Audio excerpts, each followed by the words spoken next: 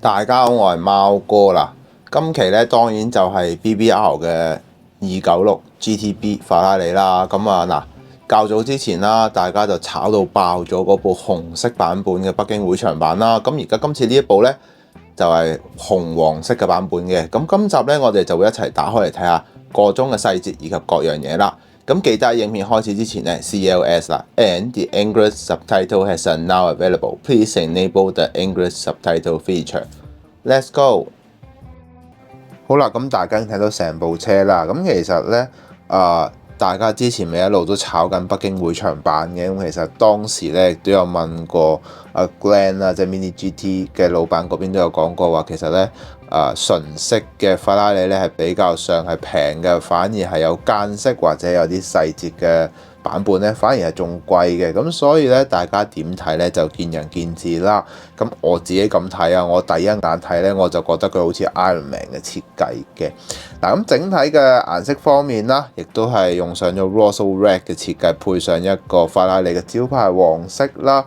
咁紅黃之間嘅嗰種視覺效果咧，大家都非常之清晰㗎。咁但係亦都咁講啦，大家好多人都話唔中意呢一個黃色嘅設計啦。咁自己咁睇啦。睇翻佢今次喺設計方面話用上咗環繞式嘅飛機設計啦，咁可能佢又凸顯咗佢嗰個前面嘅一個我哋叫做設計嘅氣流方面嘅諗法，所以有呢一個圖案啦。咁先講下金屬方面嘅粒子表現啦，咁非常之幼滑嘅，亦都睇落好似係接近冇任何嘅金屬粒子喺上面啦。咁其實咧睇翻資料咧，呢隻色係有少少係好少嘅，但係呢一度就當然縮到咁細咧就睇唔到噶啦。咁整體上面亦都睇到大量嘅空氣動力學嘅部分啦，啱啱講嘅進氣啦，以及車頭嘅飛機設計啦，側裙嘅一啲空氣動力學啦。咁我哋會由頭講到落尾嘅。咁我哋先從車頭嘅部分講起。好啦，我哋先從車頭嘅部分講起先啦。第一點當然就係整體喺296方面嘅一啲空氣動力學嘅嘢啦。第一點就係呢一個大燈咧，其實下面咧有一個細窿嘅。咁呢一個細窿咧，其實係一個隱藏式嘅進氣窿部分啦。咁呢一度咧 BBR 咧係有還原到應該要有嘅細節啦。咁另外咧喺車嘅兩邊部分咧，亦都有一個小型嘅進氣網嘅側邊，大家會見到係一個側邊嘅呢一個小小嘅位置咧係有做到嘅。咁呢度咧亦都有還原到啦。我自己咁睇啦，今次咧296咧喺呢一個前面嘅大型進氣網嘅部分咧，嗰個叫粒子啊，即係我哋叫個窿嘅大細咧，其實非常之細嘅，要做得好工整咧都唔容易嘅。呢一個位置係有做得到啦。咁另外啦，今次喺啱啱都有講過話，既然叫得飛機嘅科技咧，前面亦都有一個鏤空嘅設計啦，令到車身可以有更高嘅下壓力啦。咁可以睇到咧，呢一個前面嘅窿咧係有做到嘅，咁而且工整啦。咁其實基於咧今次呢一隻 Rosal Red 咧，同呢個法拉利嘅黃色咧，好容易喺一啲邊緣嘅位置睇到一啲缺陷嘅地方啦。咁好容易喺啲收邊嘅位咧會睇到。咁今次咧 BBR 咧喺呢一個位置咧係冇任何嘅問題啦，做得非常之好嘅。好啦，我哋又睇下車側嘅部分啦。咁車側部分當然第一時間大家會見到咧，就係呢一個碳金屬嘅車窗啦。呢個法拉利我哋叫做即係買得起呢架車嘅人都有翻咁上下嘅財力啦。當然亦都要有信仰嘅加持啦。咁呢度亦都有做到啦。咁啱啱所講嘅向舊款經典車致敬嘅 Berlinetta 嘅呢個位置咧，其實就係呢個進氣網嘅部分嘅。咁喺進氣網嘅立體度嚟講，可以話相當豐富嘅。見到咧佢嗰個分件咧係有做到啦，同埋有一個工整性喺呢一個位置咧睇得非常之清楚，每一粒點咧做得 OK 嘅。咁另外啦，叫得法拉利嘅科技，當然喺側裙嘅部分，當然就唔少得啦。採用咗兩種唔同嘅方法，佢用咗車底嘅底盤位置去銜接呢一個車身咧，令佢有一種更加厚重嘅感覺啦。咁呢一度咧都睇得非常之清楚啦。咁我自己咧就覺得佢都做得相當之唔錯嘅。咁其實咧呢一架296咧，我開頭其實睇嘅時候咧，我自己就咁睇啦，我就對於法拉利嘅車咧就唔係話真係非常之有深刻啦。即係你話我比較中意嘅法拉利，我諗係 F430咯，呢啲咁經典或者16M 嗰啲好舊式嘅快利。你話新嗰啲呢，即係佢有科技感嘅，咁但係你話喂嚟到呢一度296呢一部混能嘅，大家可以見到咧喺整體嘅一個車身嘅閘骨線條方面咧，咦又調翻轉喎。例如大家會睇到 SF90嗰啲咧會非常之多稜角啦、張牙舞爪啦，同埋會令到佢成個感覺咧好多線條好複雜嘅，你令佢感覺喂佢係一架好貴嘅車。但係296咧俾你一種感覺咧就係咦〜優雅翻啲嘅，同埋比較簡約翻少少嘅線條，唔會話太累贅嘅感覺啦。我自己就覺得呢架就係法拉利嘅感覺會多啲嘅。咁啊，大家又點睇呢？咁啊，另外啦，今次話作為一個半透明嘅車頭冚嘅機蓋嘅部分啦，咁呢一個位置呢，其實呢，另外有一點係咩呢？大家睇少咗嘅就係兩邊嘅呢一個，其實呢，原來我睇翻先知，原來呢兩個都係一隻尾翼嘅設計嚟嘅。咁啊，呢一度呢，係將氣壓帶去個尾翼嘅部分啦，咁呢一度咧亦都有做到啦。咁啊，機蓋嘅部分都呈現咗一個半透明嘅效果，以及帶灰灰地嘅感覺啦。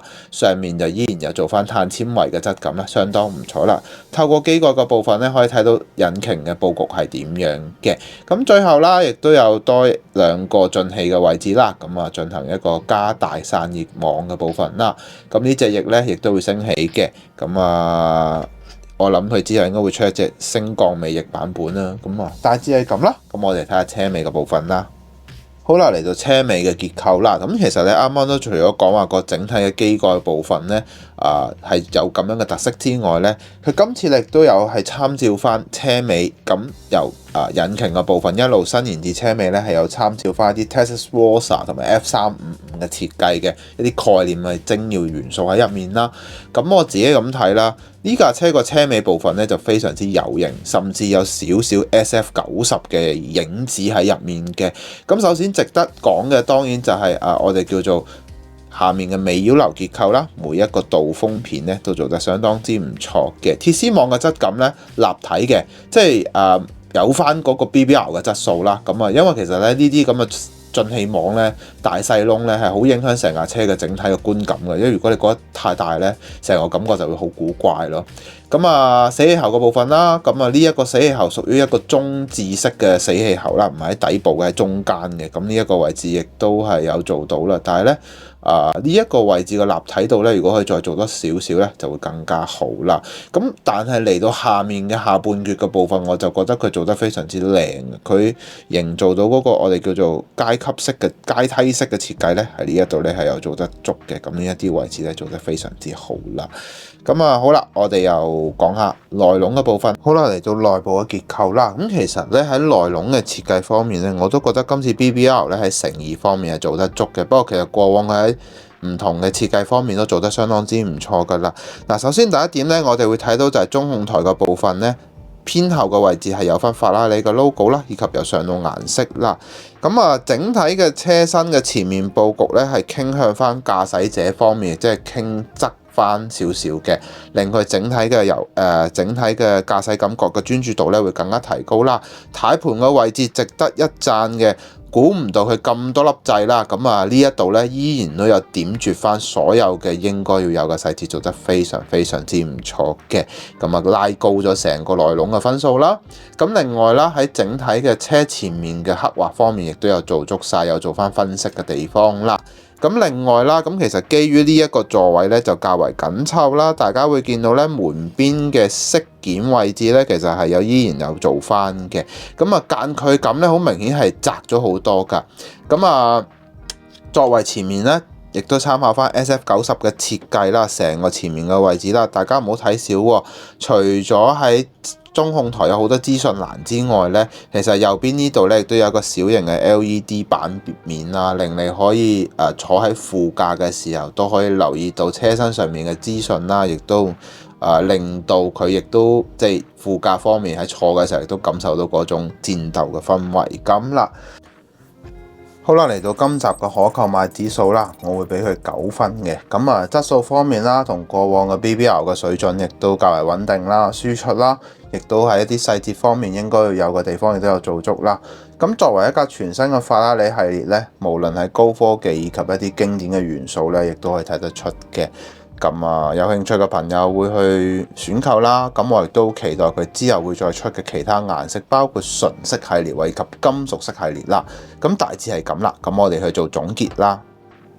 好啦，咁大家已經睇晒成條片啦。嗱，下個禮拜咧就係香港車仔節嘅係啦。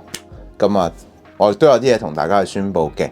咁啊，記得留意下一集啦。咁如果你覺得呢條影片好嘅話咧，希望你可以俾個 like 我啦。最緊要俾留言話俾我知你嘅諗法。最後歡迎你訂閱我個頻道。咁我哋下集見啦，拜拜。